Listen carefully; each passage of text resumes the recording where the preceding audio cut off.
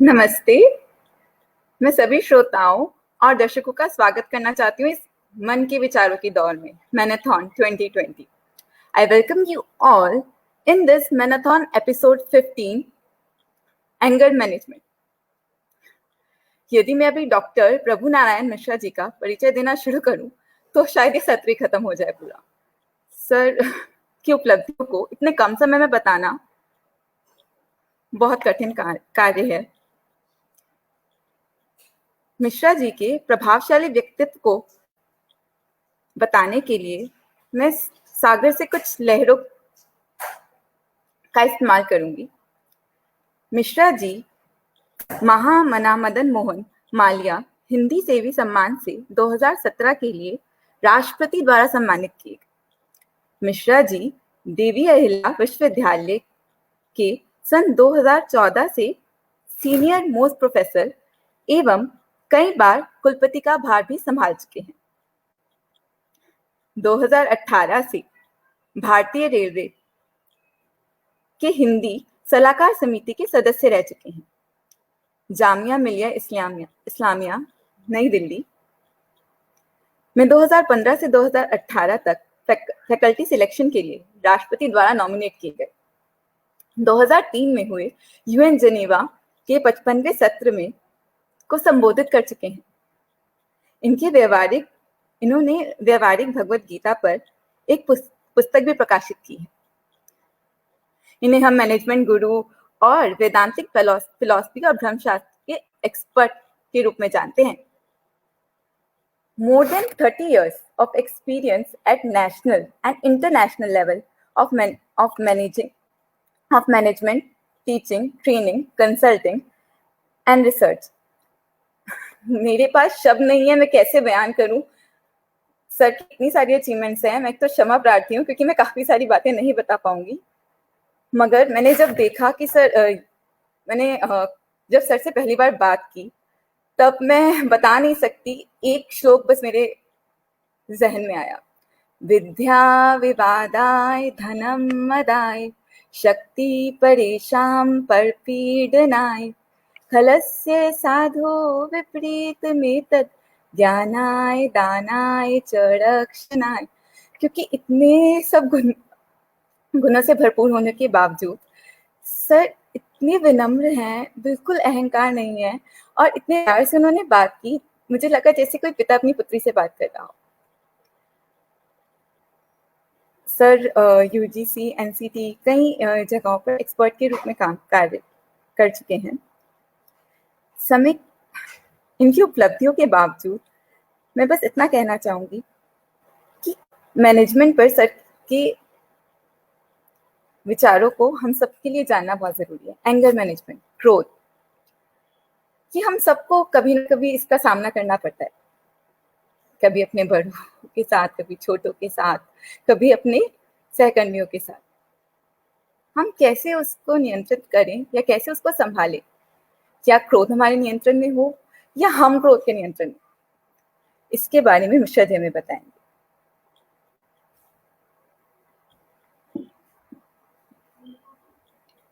प्रतिभा जी, मैं सीधे बातचीत करूं या आप कोई प्रश्न पूछना चाहेंगे? हाँ जी सर, मैं जानना चाहूंगी। हाँ जी कि मैं सबसे पहले मैं आपको धन्यवाद देना चाहूंगा दो चीजों के लिए। एक तो आपने बहुत अच्छी हिंदी भाषा का प्रयोग किया जिससे मैं सचमुच बहुत खुश हूं। दूसरी बात यह है कि आपने मेरे व्यक्तित्व में इतने सारे गुण खोज निकाले जिनका ज्ञान मुझे भी नहीं था। प्रशंसा सुनना तो मानव जाति की कमजोरी है, तो इस कमजोरी से मैं मुक्त होऊंगा ऐसा मानना उचित नहीं है। तो या तो कहें तो मैं सीधे अपनी बातचीत शुरू करूं और यदि कोई विशिष्ट प्रश्न हो तो मैं उन प्रश्नों को केंद्रित करके अपनी बातचीत शुरू करूं, जैसा आप उचित समझें। सर जैसे कि हम सब क्रोध से रूबरू होते ही हैं, तो क्रोध की शुरुआत कैसे होती है? What is the root cause of anger? ये मेरा पहला प्रश्न। ये बहुत गहरा और महत्वपूर्ण प्रश्न है। मेरे सामने दो विकल्प हैं, दो रास्ते हैं इस प्रश्न का उत्तर देने के लिए।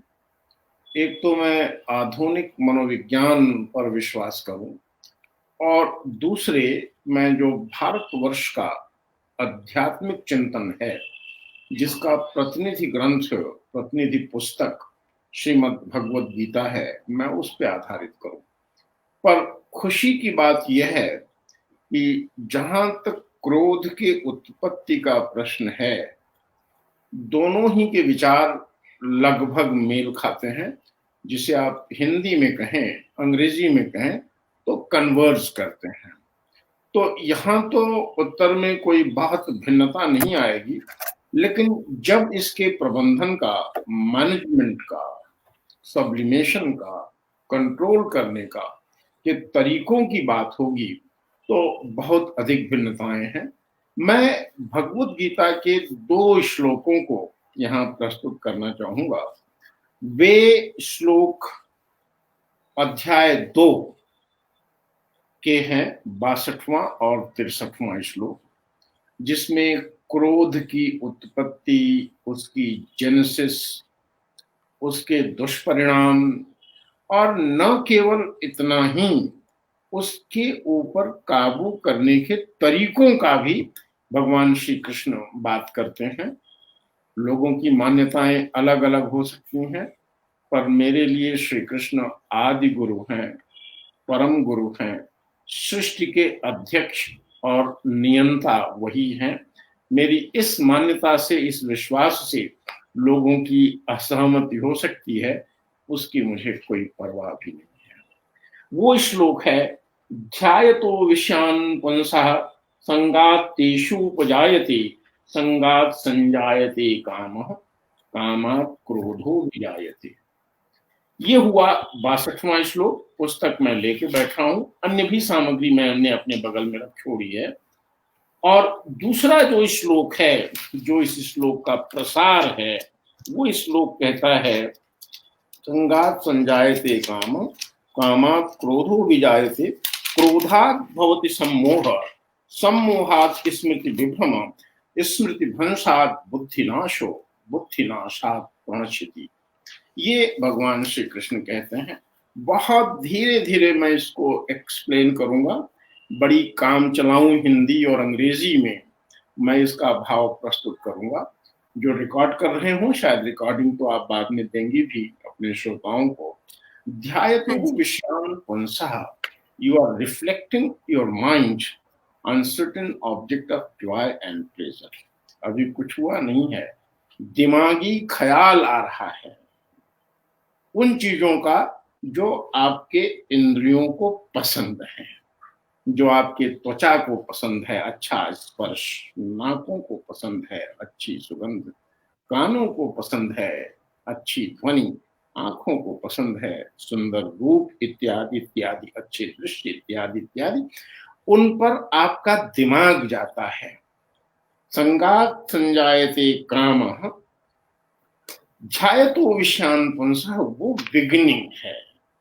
उस बिगिनिंग से क्या होता है, उसके प्रति अटैचमेंट की भावना पैदा होती है। संगात् संजायते कामः कामात् क्रोधो विजायते। अब उस अटैचमेंट की फीलिंग से कि पहले तो ध्यान गया, फिर उसके प्रति अनुराग पैदा हुआ, अनुराग पैदा होने से उसकी कामना पैदा हुई। तो ये तीसरी सीढ़ी है, दिमाग का वहां जाना, मानसिक रूप से दिमागी तौर से अनुराग उस चीज के लिए उत्पन्न होना, फिर उसकी मांग पैदा होना, उसकी डिजायर पैदा होना, उसकी एक्सपेक्टेशन पैदा होना। कृष्ण ने यहाँ पर जो शब्द प्रयोग किया है, संगात् संजायते कामः, संग दोष अटैचमेंट से कामनाएं पैदा होती हैं।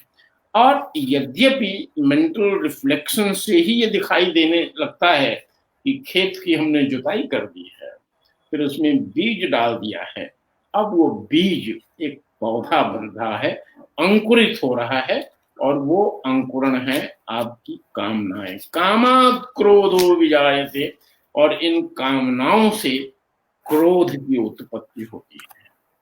इस बात को थोड़ा और अच्छे से समझ लेना चाहिए। कामनाओं से क्रोध की उत्पत्ति होती है। मान लीजिए आज आपने ये कामना की प्रतिभा जी कि आप संसार की सर्वोत्तम कंपेयरर बनेंगी, बेस्ट प्रेजेंटर बनेंगी, बेस्ट काउंसलर बनेंगी, और वो कामना पूरी हो गई। वहीं पर चीजों की इतिश्री नहीं होती है, वैसी अनेक कामनाएं और पैदा हो। एक कामना के पूर्ण होने से यह गारंटी नहीं होती है कि आपके मन में और कामनाएं नहीं पैदा होंगी, और फिर उनमें से अधिकांश कामनाएं नहीं पूर्ण होने जा रही हैं, क्योंकि वो ज्योमेट्रिकल प्रोग्रेशन से वो कामनाएं बढ़ती जाती हैं। और अब जब वो कामनाएं पूर्ण नहीं होंगी तो क्या होगा? कामात् संजायते क्रोधः, क्रोध आएगा, गुस्सा आएगा। तो हर गुस्से के मूल में आपकी अब्स्ट्रैक्टेड और पूर्ण आकांक्षाएं हैं, अभिलाषाएं हैं, डिजायर्स हैं। आप अपनी सेल्फ एनालिसिस करके देख लें, कोई भी व्यक्ति अपनी ऑडिट, कि जब कभी भी आपको किसी भी चीज को लेके गुस्सा आई है, उसके पीछे किसी न किसी कामना का बाधित होना है। मैं शिक्षक हूं, आशा करता हूं विद्यार्थी डिसिप्लिन होंगे, समय पे आएंगे, अपना काम पूरा करेंगे, मर्यादा में रहेंगे। ऐसा वो करते नहीं। गुस्सा मुझे आती है, अरे मैंने इसके बारे में ये सोचा था, ये तो एकदम क्लास में बैठ के हल्ला मचा रहा है। आप सड़क पर चलते हैं, बढ़िया कपड़े पहन के, मान लीजिए वॉक करते जा रहे हैं, आपने सोचा कि सुसभ्य लोग हैं सड़कों पे वाहन चलाने वाले, वो छींटा नहीं मारेंगे आपको, सब कपड़ा खराब कर दिया आपका, कीचड़ उछाल दिया आपके ऊपर, फिर आपको गुस्सा आएगी। तो स्ट्रेंजर से भी, बाईपासर से भी हमने उम्मीदें पाल रखी हैं। तो उम्मीदों का ऑब्स्ट्रक्टेड होना, उसमें विघ्न आना, उसका अपूर्ण रह जाना, ये क्रोध की उत्पत्ति का कारण है। और उसके पहले खेत की जुताई हुई है, उसमें बीज डाला है, उसकी बात मैं आपको बता चुका हूं। क्रोधात् भवति सम्मोह। अब जब ये क्रोध परसिस्ट करता है तो सम्मोह कहते हैं आपका दिमाग कुछ विकृत हो जाता है, एब्रेशन। और उस विकृत दिमाग से क्या होता है? सम्मोहादि स्मृति विभ्रम। उस सम्मोहन के, विकृत दिमाग के लगातार बने रहने से आपकी स्मृति पर उसका प्रभाव पड़ता है। और जब स्मृति नष्ट हो जाती है, व्यक्ति की स्मरण शक्ति नष्ट हो जाती है, एवरेशन इन मेमोरी पैदा होता है, तो उसकी बुद्धि नष्ट होती है। और भगवान श्री कृष्ण कहते हैं बुद्धि नाशात् प्रणश्यति। जिसकी बुद्धि नष्ट हो गई है, उसको नष्ट होने में अब कोई ज्यादा विलंब नहीं है। जिसके बुद्धि का नाश हो गया, मान लीजिए कि उसका भी नाश हो गया है। तो एक चीज जो मेंटल लॉन्गिंग से शुरू होती है, वो अंततः पूर्ण विनाश पर जाकर के खत्म होती है। अनेक ऐसे उदाहरण हैं। 2 उदाहरण मैं दे दूं। सही सर। हाँ जी। दो छोटे उदाहरण दे दूं मैं। एक उदाहरण तो आपने सुना होगा, विश्व का विख्यात स्टार फुटबॉल प्लेयर डिजर्न, कैसे सब गड़बड़ हुआ उसके साथ। मैदान में अपना वो टेम्पर लूज कर गया, और इसके बाद उसको भी डिफेम हुआ, उसकी टीम हारी और सारी बात हुई। काश उस प्रोवोकेशन में वो अपना संतुलन बना रखता। पानीपत की तीसरी लड़ाई में देखिए, सदाशिवराव भाऊ का बेटा मारा गया और वे अपना संतुलन खो बैठे, विक्षिप्त हो गए, और विक्षिप्त हो गए तो देश का इतिहास बदल गया। ये है उसकी प्रोसेस। अब एक सवाल मैं और दूं, आप कहेंगे कि हम लोग तो घर गृहस्थी वाले लोग हैं, प्रोफेशन में हैं, व्यवसाय में हैं, तो कामनाएं न हो, ऐसा कैसे हो सकता है? बिना कामनाओं की जिंदगी कैसे चलेगी? क्योंकि ये प्रश्न मुझसे प्रायः पूछा जाता है, इंटरनेशनल फोरा भी पूछा जाता है, मैनेजमेंट सेमिनार्स में पूछा जाता है। तो एंटिसिपेट करके इस प्रश्न का मैं उत्तर दे रहा हूं। जीवन से संबंधित ऐसा कोई प्रश्न नहीं है जिसका उत्तर भगवान श्री कृष्ण ने पहले ही प्रस्तुत नहीं कर दिया है। कामनाएं नहीं, बल्कि आपका शुभ संकल्प आपका ड्राइविंग फोर्स होना चाहिए, पॉजिटिव सेल्फ डिटर्मिनेशन। जहां कामनाएं तो जंगल में उगी हुई घास हैं, वहीं पॉजिटिव सेल्फ डिटर्मिनेशन आप द्वारा केयरफुली प्लांटेड एक पौधा है, जिसको आप विकसित करते हो, जिसके ऊपर आपका नियंत्रण रहता है। तो कामनाएं नहीं, शुभ संकल्प आपकी ड्राइविंग फोर्स होनी चाहिए। तो जितना आपने पूछा था, थोड़ा ज्यादा ही मैंने उसका उत्तर कर दिया है। और बताइए आप। सर, मगर कई बार इन शुभ संकल्पनाओं के साथ भी हमें गुस्से की जरूरत पड़ती है या नहीं पड़ती? क्या गुस्सा किन कई परिस्थितियों में जरूरी है या नहीं? गुस्सा किसी भी स्थिति में जरूरी हो सकता है, किन्हीं स्थितियों में, लेकिन गुस्सा होना ये किसी भी स्थिति में जरूरी नहीं है। जैसे आप मान लीजिए शिक्षक हैं, आप घर के मुखिया हैं, आप माता पिता हैं, तो किन्हीं स्थितियों में आपको गुस्से का प्रदर्शन करना पड़ता है। गुस्सा होने की आवश्यकता नहीं है, बिना गुस्सा हुए आप गुस्से का प्रदर्शन कर सकते हैं। जैसे देखिए, दो मैं छोटी बातें बताऊं। एक है ऋषि दुर्वासा, सबने उनका नाम सुना होगा, भारतवर्ष में तो सभी ने सुना होगा। हाँ जी, हाँ उसको जी। श्राप दे दिया और उसको श्राप दे दिया, और अगर ऋषि दुर्वासा न होते ना, तो इस देश के जो राजे हैं, शक्तिशाली लोग हैं उस जमाने के, और अधिक अमर्यादित होते वो। तो ये जो दुर्वासा का क्रोध था, ये इनको रास्ते पर रखता था। दो स्थितियां हैं, गुस्सा होना और गुस्सा करना। जब हम गुस्सा करते हैं, इसका मतलब गुस्से पर मेरा ठीक नियंत्रण है। जब चाहूंगा तो मैं अपने गुस्से को डिस्प्ले करूंगा, और जब चाहूंगा तो मैं अपने गुस्से को दूर रखूंगा कि तुम आराम करो। मेरे ऊपर अपना नियंत्रण है। दुर्वासा जी अपने हाथ में एक बेल, तो जानती है ना, जिसका शरबत वरबत गर्मियों में हम लोग हाँ पीते हैं, जी, एक बेल हाँ की जी। डंडी जो उनका मैथोलॉजिकल स्वरूप है वो रखते थे।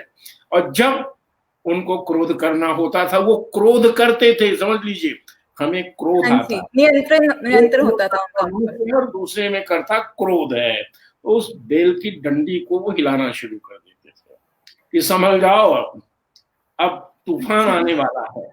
तो बहुतों को समझ में आ जाता था, और जिनको समझ में नहीं आता था, दूसरी वार्निंग देते थे, हाथ में जल ले लेते थे कि अब समझ जाओ, अब मिसाइल तैयार है। उतने पर भी कुछ लोग नहीं समझ पाते थे, तो लो जाओ, भोगो, अब कुछ नहीं कर सकते। तो दो वार्निंग वो देते थे, बेल की डंडी हिलाते थे, हाथ में जल लेते थे। इस तक ही अधिकांश लोग सुधर जाते थे, और जो वज्र मूढ़ बचते थे, उनके ऊपर फिर अपने क्रोध का वो प्रहार करते थे। लेकिन हमारी स्थिति भिन्न है, हम गुस्सा करते नहीं, हमें गुस्सा आती है, हम गुस्से के नियंत्रण में रहते हैं।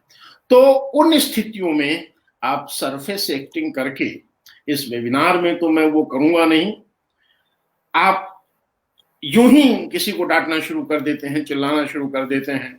रंच मात्र भी, लवलेश भी क्रोध का आपके मन में नहीं है, पर वो अनुशासन लाने के लिए निष्प्रिय भाव से, डिटैच्ड भाव से आपको अगर एंगर डिस्प्ले करना पड़ता है तो करिए।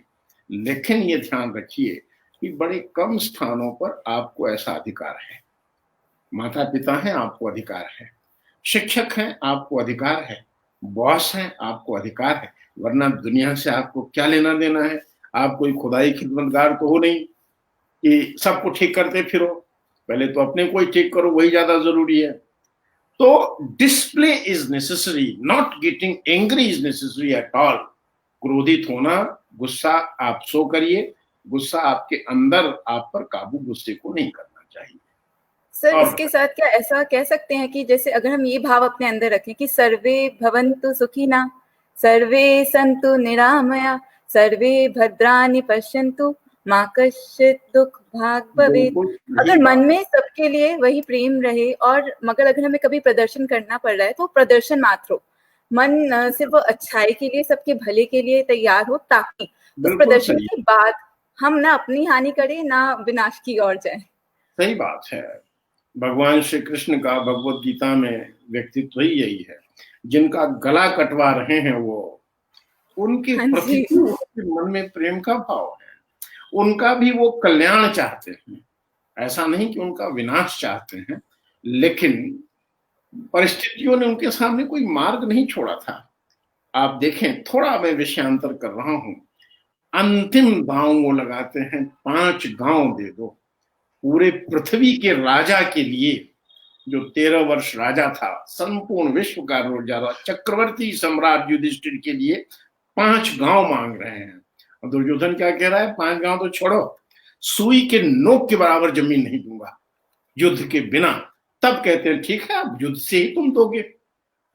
तो उस लेवल तक वो कंप्रोमाइज करने को तैयार रहते थे, द्वेष भावना से रहित थे वे। लेकिन एक बेहतर समाज, एक बेहतर व्यक्ति, तो उनकी आकांक्षा थी।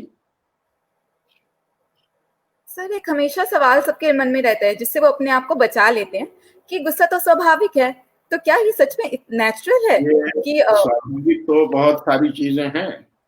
देखिए, एक जो जिसको आप स्वाभाविक कहती हैं उसको प्राकृतिक भी कहते हैं, नेचुरल। ठीक है? क्या नेचर को ही हम मान रहे हैं? अगर हम नेचर को मान रहे होते तो हम आप कपड़े पहन के ना बैठे होते, हम वेबिनार भी ना कर रहे होते, शायद हम टेलीपैथी से बात कर रहे होते, हम घरों में न रह रहे होते, हम गुफाओं में रह रहे होते। तो नेचर के साथ हम छेड़छाड़ तो करते ही रहते हैं।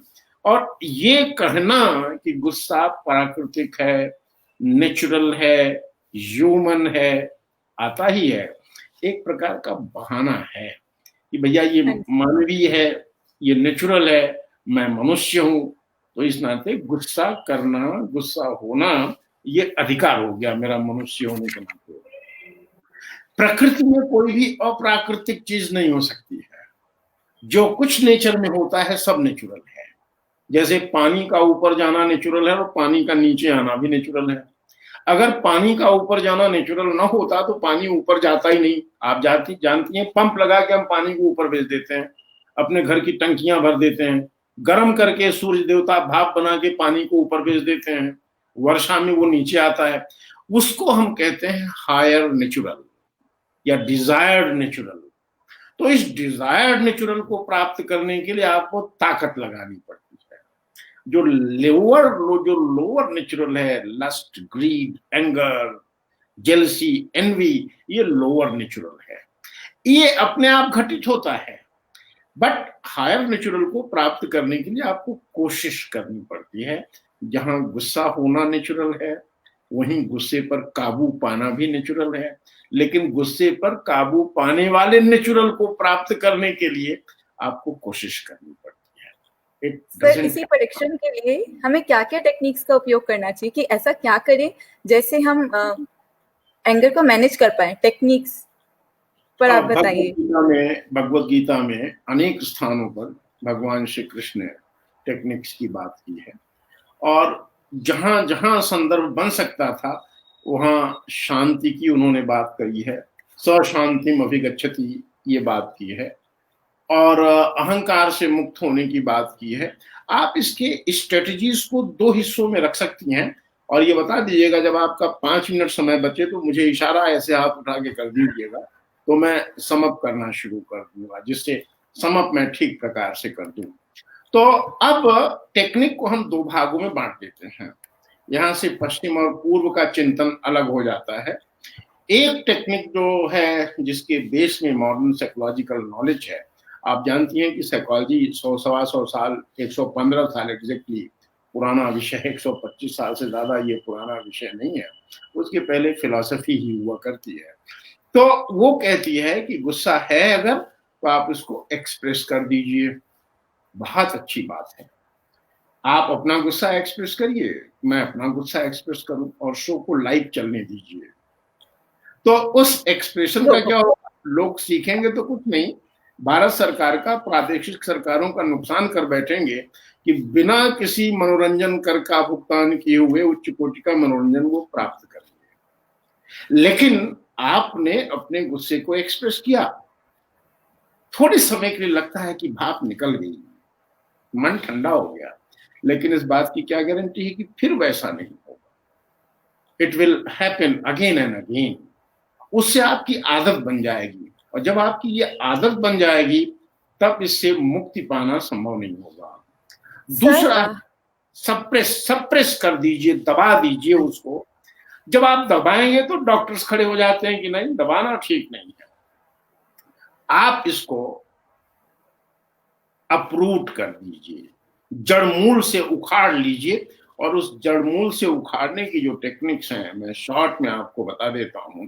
पहले तो जब कभी भी क्रोध आए, अपने को ऑडिट करिए, कौन सी ऐसी एक्सपेक्टेशन थी जिसकी वजह से आपको गुस्सा आई, कम से कम उसको रिमूव करते जाइए। दूसरा ये है कि इसकी शुरुआत लॉन्ग टर्म में, जिसको उपनिषदों में कहा गया है, आहार शुद्धो सत्व शुद्धि। आहार में सिर्फ भोजन करना नहीं है, जो कुछ भी आप अपने इंद्रियों से लेते हैं, ज्ञानेंद्रियों से, वो सब का सब आपका आहार है। उनको कंट्रोल करिए, सात्विक भोजन करिए, सात्विक लिटरेचर पढ़िए, सात्विक लोगों के साथ रखिए, अपने माइंड को लॉन्गिंग से बचाइए। ये लॉन्ग रन प्रोसेस है, लंबी प्रोसेस है। और उससे भी ज्यादा ताकतवर है प्रणव मंत्र का जप करना। ये पतंजल ने भी कहा है, श्री कृष्ण ने भी कहा है, ध्यान करना। अभी कोई जो पहला वाला सेशन था जो मैंने ज्वाइन किया, उसमें सेल्फ अवेयरनेस की बात की जा रही थी। आज साइकोलॉजी ने, मैं ये तो नहीं कहूंगा कि इसको चुरा लिया, इसको पिकअप कर लिया है। दृष्टा भाव और साक्षी भाव की बात हम हजारों हजार साल से करते चले आ रहे हैं। साक्षी भाव, दृष्टा भाव।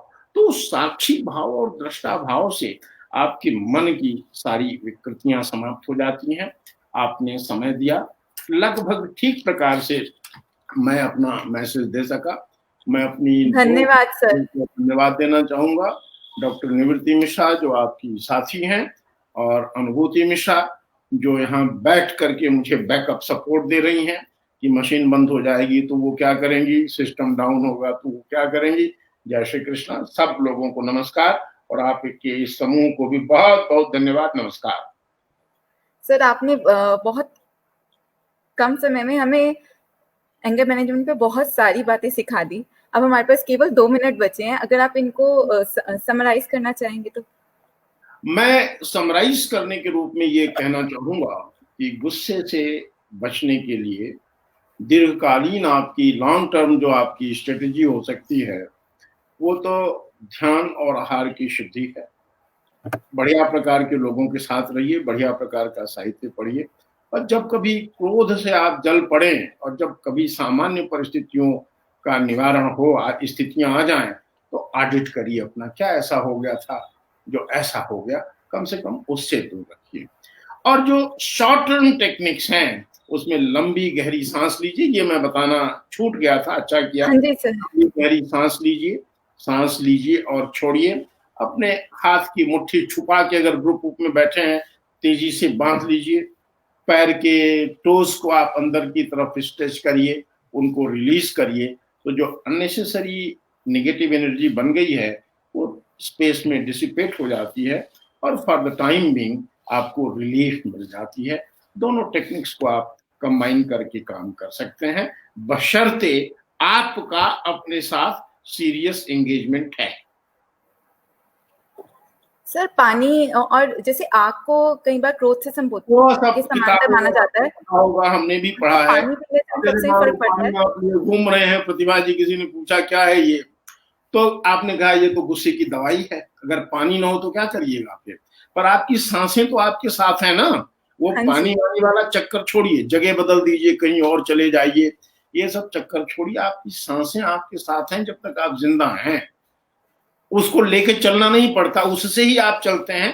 तुरंत अपने ब्रीदिंग को ऑब्जर्व करना शुरू करिए। ये वाटर कोई पूछे क्यों लिए घूम रही हैं आप, तो कोई गुस्से की दवाई है, जब गुस्सा लगेगी तो मैं ये दवाई पी लूंगी। उससे परमानेंट चीज आपके पास है, that is your breath. Whenever your mind is under aversion of any kind, start observing your breath. ये बहुत लो लेवल के साक्षी भाव का अभ्यास है। तो replace water by your breath. धन्यवाद सर। मैं आपका आभारी हूँ कि आपने हमें इतना ज्ञान दिया, और वो भी इतने स्नेहपूर्ण तरीके से। धन्यवाद। Thank you. तो आप कोई और दूसरे ज्ञान